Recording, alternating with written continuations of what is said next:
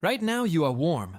You haven't thought about it once today. There's a number on a wall somewhere in your home, and if the air ever drops below it, a machine kicks on and fixes the problem before your body even registers a complaint. You walk from a heated house to a heated car to a heated building. The coldest part of your entire day is probably the 10 seconds it takes to get from one to the other. Winter for you is an inconvenience. Scraping ice off a windshield, a heavier jacket, complaining that it gets dark too early. But for almost the entire history of our species, winter was not an inconvenience. Winter was the season that tried to kill you. And it didn't try just once. It came at you from 4 directions at the same time. The cold could kill you, the hunger could kill you, the predators could kill you, and the long, dark, endless nights could break you before any of the others got the chance. So here is the question. For hundreds of thousands of years, with no heating, no supermarkets, no walls that actually sealed out the wind, how did human beings survive winter at all? Because they did. Your ancestors walked straight into some of the coldest environments on the planet and came out the other side. And the way they did it is one of the most impressive things our species has ever pulled off. Let's start with the most obvious threat, the cold itself. Here is something most people don't realize. A human being is a tropical animal. Our bodies evolved in the warm parts of Africa. Left to its own devices, a naked human loses heat fast. In cold conditions, you can slip into hypothermia in a matter of hours. Your fingers stop working, your thinking slows down, and once your core temperature drops far enough, your body simply stops. No claws, no thick fur, no natural insulation worth mentioning. On paper, we are one of the worst equipped large animals on Earth for surviving a hard winter. And yet, humans didn't just survive the cold. They walked into it on purpose. They spread north into Ice Age Europe, into Siberia, into places where winter temperatures dropped far below anything the human body can handle unprotected. So how? The first answer is fire, but fire has a problem. Fire only warms the side of you that's facing it. It doesn't travel with you. The moment you step away from the flames,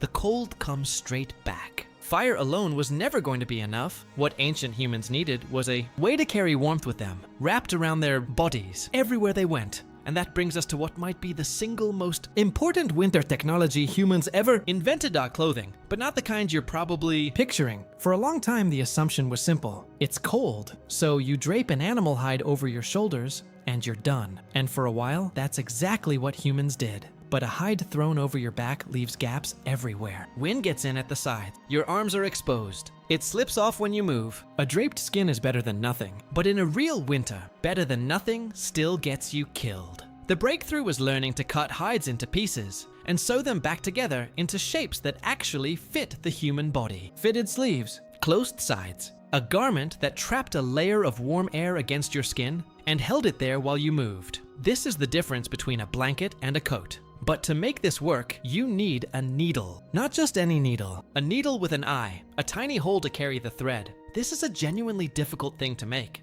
You take a sliver of bone, grind it down thin, then drill a hole through it small enough to be delicate, but strong enough not to snap. Archaeologists have found bone needles like this dating back more than 40,000 years. Precise, deliberate. Whoever made them understood exactly what they were for. And the thread came from the animals too. Sinew, the tough fibers connecting muscle to bone, could be stripped, dried, and used to stitch hides together into something that held. Layer a garment like that, fur turned inward, against the skin, and suddenly a human being could stand in air cold enough to kill and stay, alive inside their own pocket of warmth. Sewn clothing wasn't a comfort. It was the technology that let our species leave the warm world it evolved in and walk into the cold parts of the planet. Without the needle and the thread, there is no human being in Ice Age Siberia. So, now you're warm enough. You can move. You can hunt. But the sun is going down. The temperature is dropping further. And you have a second problem that clothing can't solve. You need somewhere to survive the night. The obvious answer is a cave. And caves were valuable. Genuinely valuable. A deep cave holds a steady temperature, blocks the wind, keeps the snow off you. But here's what nobody tells you about caves. There aren't many of them. A good, dry, defensible cave in the right spot was rare. And if you found one, you probably weren't the only one who wanted it. You couldn't count on a cave. Most of the time, if you wanted somewhere to survive the winter, you had to build it yourself. And this is where it gets remarkable. In a place called Mezherik, in what is now Ukraine, archaeologists found the remains of shelters built around 15,000 years ago. There was almost no wood on that landscape, almost no stone, so the people there built their homes out of the one material they had in enormous quantity: mammoth bone. They stacked and interlocked the bones of Dozens of mammoths into round dome-shaped huts. Hundreds of bones in a single dwelling. Jawbones layered like roof tiles. Massive tusks arched over the entrances. These were not quick throwaway shelters. They were substantial engineered structures built to hold up through a brutal winter. And they took real planning and real labor to put together. Inside a shelter like that, you did everything you could to hold the warmth in. At a site in South Africa, archaeologists found evidence of bedding made from layers of grasses and leaves, carefully arranged, dating back 77,000 years. People were making their shelters comfortable before our species had even left Africa, and they sealed every gap. Animal hides stretched across the inside of walls. Sod stacked against the outside. Snow packed against the structure, because a thick layer of snow is actually a very good insulator. It traps air, and trapped air holds heat. Layer by layer, the wind ran out of ways to get inside. A shelter wasn't just walls anymore. It was a system, and it kept people alive on nights that should have killed them. But warmth and shelter create a new problem, a big one. The hunger here is the part about winter that people forget, because we've completely erased it from our lives. In winter, the world stops producing food. The plants die back. The berries are gone. The roots are harder to find and harder to dig from frozen ground. The animals have either migrated away, or gone into hiding, or grown lean and desperate themselves. For a hunter-gatherer, winter isn't just cold. It's a season when the land itself stops feeding you, and that turns survival into a math problem. You have to gather enough food during the warm months to carry a group of people through months when almost nothing new is coming in. So ancient humans became experts at storing food. The first method was drying. Slice meat thin, let it dry in the sun or over the low smoke of a fire. Pull the moisture out. Without moisture, it doesn't rot. Dried meat could last for months. The smoke added a layer of preservation on top of the drying. A rack of drying meat in autumn was, in a very real sense, a group's insurance policy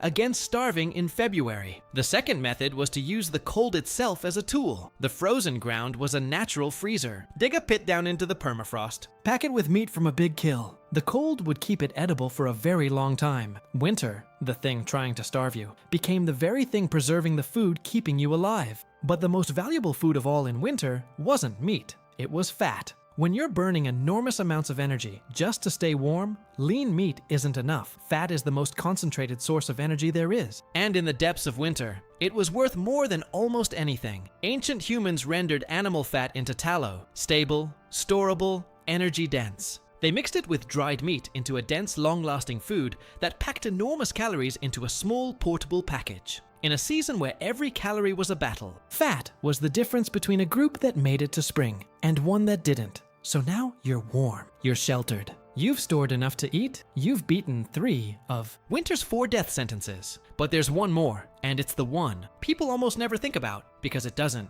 attack the body, it attacks the mind, the darkness. In winter, especially further north, the days get brutally short. You might have only a handful of hours of usable daylight. And then 15, 16 hours of cold darkness with nothing to do but wait. You can't travel far. You can't hunt well in the dark. You are stuck in a small space with the same few people, night after night after night. And that kind of confinement, that endless waiting, can wear a person down in a way that cold and hunger never could. But here's what ancient humans did with those long dark hours. They didn't just endure them, they filled them. This was the time for all the work that didn't need daylight. Sitting by the fire, repairing tools, shaping new spear points, sewing and mending clothing, twisting plant fiber into rope, carving. The long night wasn't wasted time, it was workshop time. The hours when a group prepared everything. It would need the moment the weather broke. And it was more than just work. Around that winter fire in the dark, people talked. The older members of the group passed down everything they knew to the younger ones. Stories got told, the same stories over and over, carrying the group's memory and its knowledge across the generations.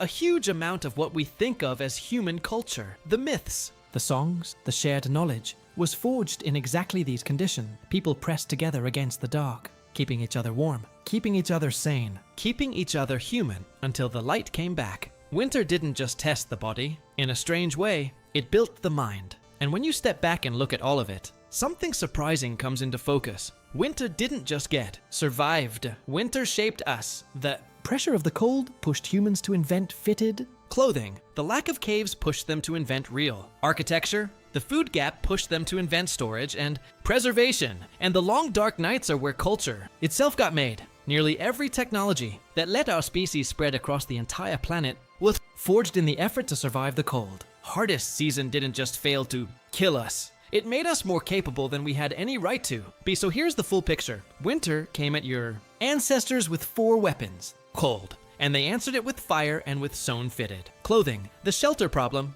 and they answered it by building homes out of whatever the land gave them, even the bones of mammoths. Hunger, and they answered it by drying, freezing, and rendering their food into stores that could carry them for months. And the darkness, and they answered it by turning the longest, coldest nights into the workshop and the classroom where human culture was born. Every single winter was a test that a huge number of people did not pass. Survival wasn't guaranteed. It was earned every single year through preparation, skill, and sheer stubbornness. And now look at you. You turn a dial and the room gets warm. You open a door and there's food grown. On the other side of the planet in the middle of December, you complain that the sun sets too early from inside a house your ancestors could not have imagined. Having never, once in your life, felt the specific fear of watching the first snowfall and wondering if you had stored enough to see the spring, you don't survive winter anymore. You barely notice it, and that's not because winter got any weaker. It's because 100,000 years of human beings, freezing and starving and huddling together in the dark, slowly figured out how to beat it. One invention at a time, one winter at a time, so that you would never have to.